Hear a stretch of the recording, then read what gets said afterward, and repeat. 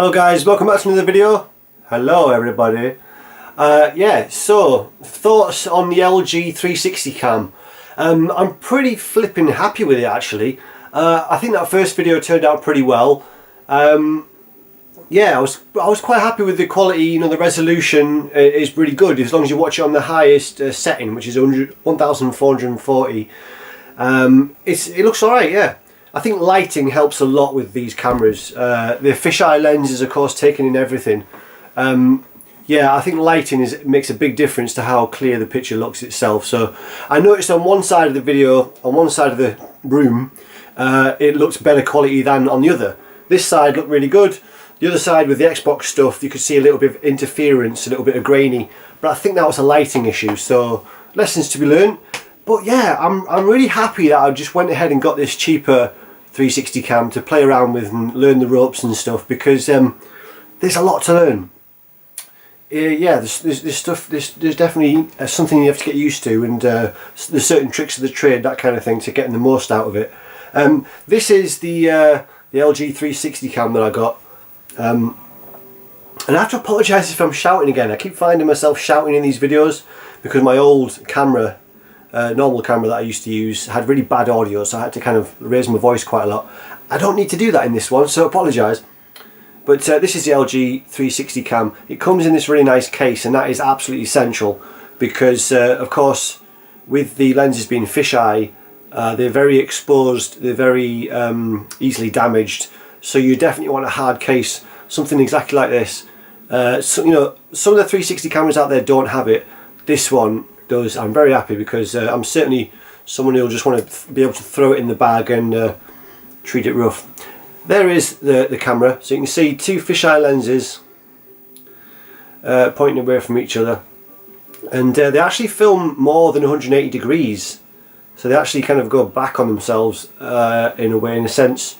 It stitches really well together. I was really happy with the stitching of that's when they put the two videos together, of course, to make that complete 360 sphere.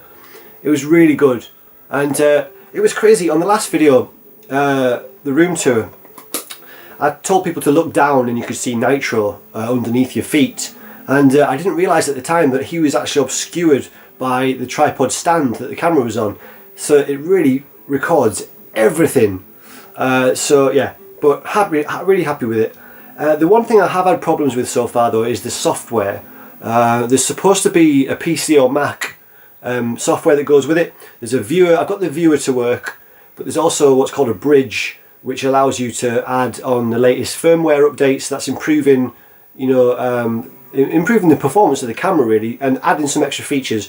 One of the extra features that one of the recent firmware updates is supposed to provide is time lapse, and time lapse would be really great to do because there's a potential there for it to have, you know, higher resolution, higher exposure, better exposure, so you might get even better looking video in time lapses, because of course it's giving the camera the opportunity to develop each frame as a photograph. I believe that's how it'd work anyway. It seems that could be a thing that, you know, it would be good. But yeah, basically the point is I haven't been able to get that firmware update thing to work, the bridge, and there's some other software that goes with it for the Mac, and I haven't been able to get those to work. And I've tried the chat, using the chat help, customer help on the website, and have got nowhere so far. They seem to be really pulling things out of their arse, really trying to explain this away. And now they've come around to saying basically they're in communication with their Korean head office, who are aware of the problem and trying to sort it out. But anyway, as it is, I'm already really happy with it. So if this can be updated to work even better, that's just, you know, that'll be great. So yeah, really happy to get this cheap one and have a play with it. I actually am starting to think that this might be the camera that I stay with for a while for these 360 vids. I did talk about wanting this Fan Davidozzi, far more expensive, high spec camera called the Views camera that does 3D, gives stereo depth perception, because it's actually making two photospheres, one for each eye. It's using 8 cameras to do it, and it's a fantastic piece of kit. But the practical problems with that is that, you know, the size of the files basically. This is what it comes down to.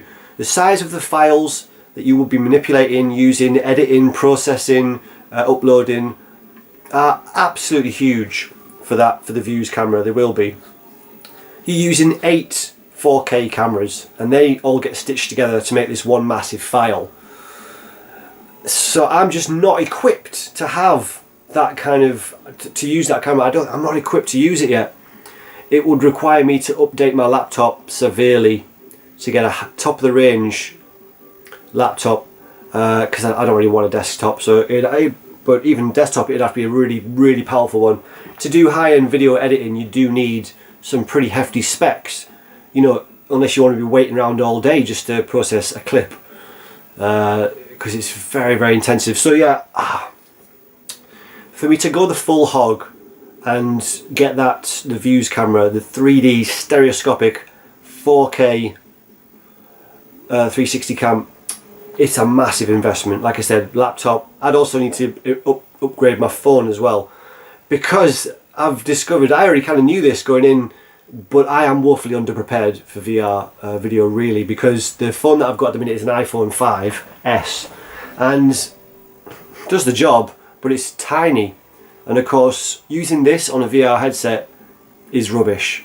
You know, the resolution's not good, the screen size itself is so small, you're just not getting the proper effect, you know, watching videos with this on a VR headset. So I'm going to have to upgrade my phone yet. That's not due till September.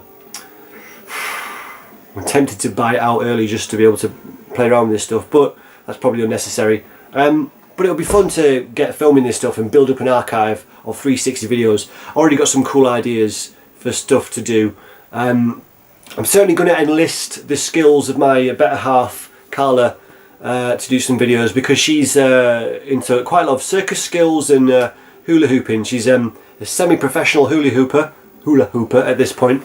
She's done some paid gigs, and she's pursuing that as a kind of part-time thing, I guess. Yeah, but she does it as a hobby mainly, of course. Anyway, it looks cool on video, and I'd like to get her and maybe some of her friends involved with doing, you know, circus stuff, and just do a 360 video with all that happening around you, and various things, the festivals this summer, and yeah, there'll be some cool stuff to do with it. So I'm happy. Yeah, it went pretty well. Like I say, not every video on this channel is going to be 360. That's not necessary. But yeah, like I said, still toying with the idea of making a second channel to put all the 360 videos that I shoot on there. It's just a kind of repository, is that the right word? A directory, a library of all the 360 videos and stuff that I do, because I don't want to bombard everybody with, you know, with everything on this channel. So, but yeah, I'm really glad everybody loved it. It seemed to go down pretty well. I was happy with that. Yeah, nice way to do a room tour, and yeah, even better in a VR headset. Make sure you got it on the highest resolution. It feels really good. And even though that camera, it doesn't have the depth perception, doesn't have the stereoscopic depth perception, doesn't have, you know, 2 spheres, one for each eye to create that depth perception, it still, I felt, had a feeling of depth perception. When I was moving things close to the camera, it kind of felt like it was, you know, I was moving it close to you as the viewer. So even without 3D, there is a certain sense of depth presence there, I think. So it went pretty well. Yeah, like I said, I got that for 120 quid, and really happy with it. What more to say about it? I guess that's it, really. Yeah, alright guys, well yeah, I'd recommend that if you're going to get into 360 vids, if you're interested at all. The LG 360 cam is a good way to go. It's cheap, it has less features than some of the other ones, but it's an entry-level product, so you know, this stuff's only going to keep getting better. But I think that we're not going to see it at its full potential for a few years yet. You know, even though cameras are ready to be 8K resolution, a lot of the other technology involved isn't ready for that. You know, because like I said, you know, manipulating the files is, you need really high-end stuff just to manipulate these files, and this amount of data in anything approaching a kind of usable way. You know, you don't want to be waiting 12 hours for a video to process, or an edit to process, or whatever, you know. But these files, you need high-end stuff, so I think it's going to be a while before we see really high quality VR videos.